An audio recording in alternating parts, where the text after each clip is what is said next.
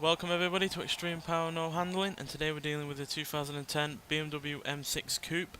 Now this has 900 horsepower, 653 pounds-feet of torque from a 5.4 litre twin turbocharged V10 engine, and the car itself weighs 3,977 pounds, and it can do 0 to 60 in 3.882 seconds, 0 to 100 in 6.801 seconds, and going to a top speed of 242 miles an hour.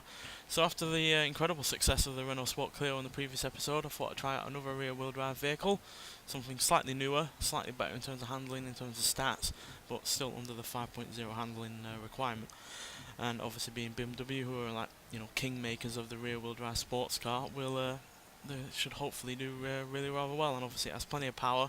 Yes, it weighs a fair bit, but I'm hoping the power and the acceleration that is on show will overcome that weight, and obviously the handling and braking should also be a little bit better than the Renault, being 7 years newer and obviously a bit more upmarket. So yeah, let's get out there and see what it can do.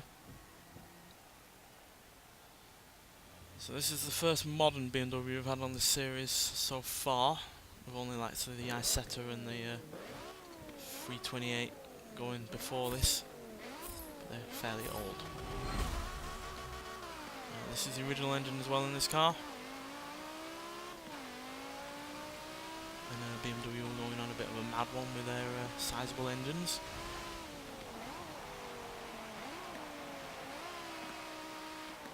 So yeah, rear-wheel drive, 900 horsepower in the rain is obviously going to throw up some issues, but I'm hoping that its handling will be able to overcome some of those issues, because this car stock is a decently handling car, even with that weight.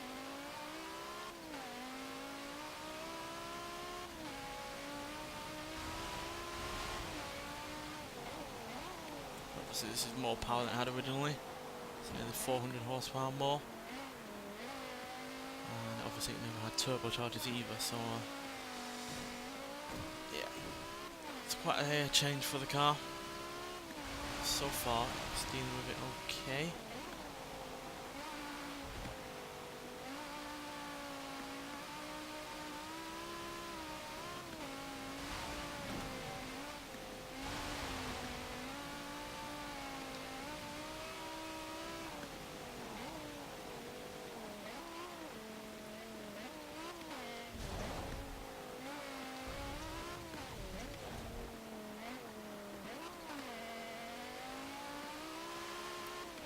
That's a pretty solid first lap time at 1 minute 27.802 seconds.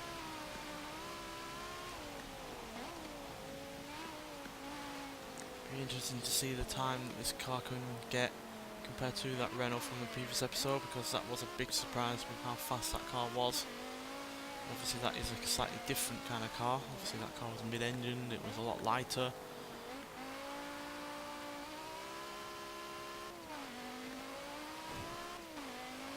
And it had understeer issues, which this car doesn't seem to have. It does seem to have some oversteer issues when it hits a puddle though, or a particularly wet section of the track.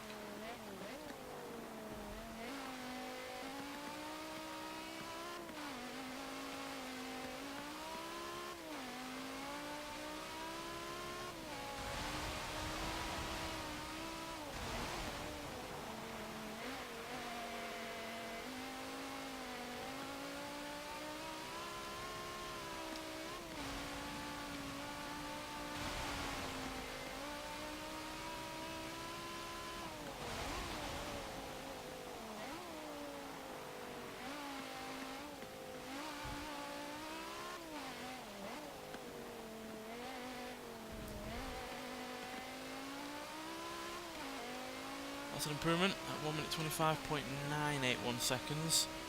Still 2+ seconds behind that Renault. We've been continuing to improve.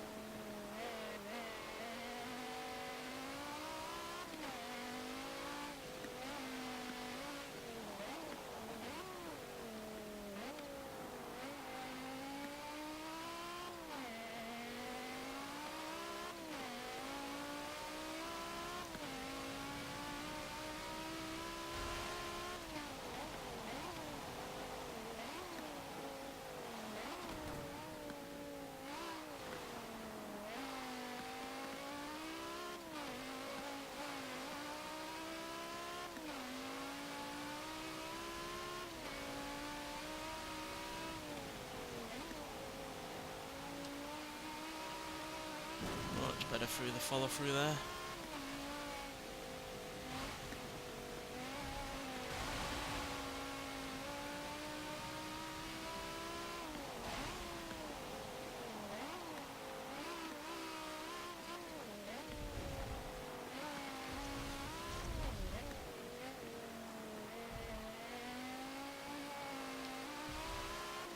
Again, an improvement at 1 minute 24.347 seconds, so we're easily in the top 10 now.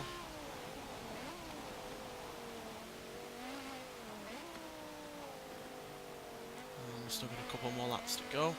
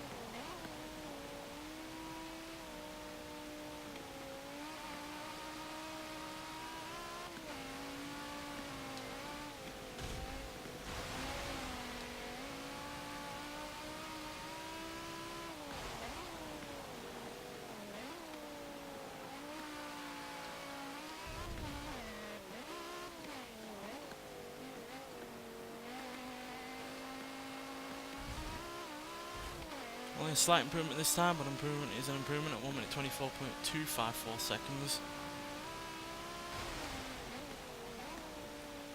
So final lap to see if we can do any better than the Renault.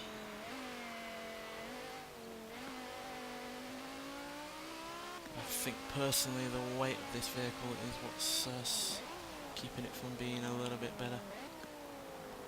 Imagine if it was a few £100 lighter, or even as light as that Renault, would have been gone for a much better time.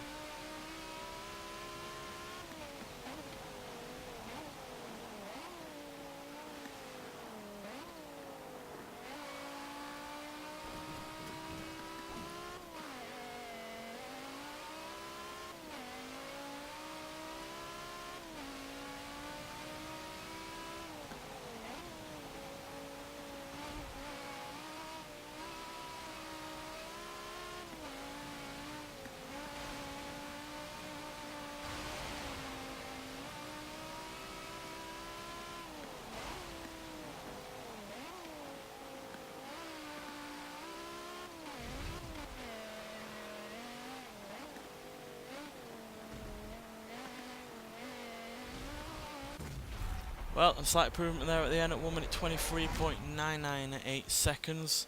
Doesn't quite come close to beating the Renault, but it does become our second fastest rear-wheel drive vehicle, nonetheless, behind the Renault, but ahead of the likes of the Cadillac CTS-V Sedan and the Kia Stinger GT, and far faster than the likes of the Fiat 124 Spider or Abarth, and other rear-wheel drive vehicles which are way down the leaderboard. So yeah, fairly impressed by it. Obviously I'm a little bit disappointed that it wasn't being able to match the Renault or beat it, but it's quite close. It's less than a second behind it, and yeah, considering the remarkable difference between that and this car, it's yeah, kind of interesting nonetheless to see what it has done.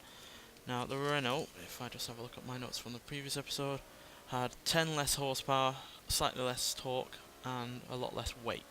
It weighed about 800–900 pounds less. So yeah, that's really what I think killed this BMW's chances of winning.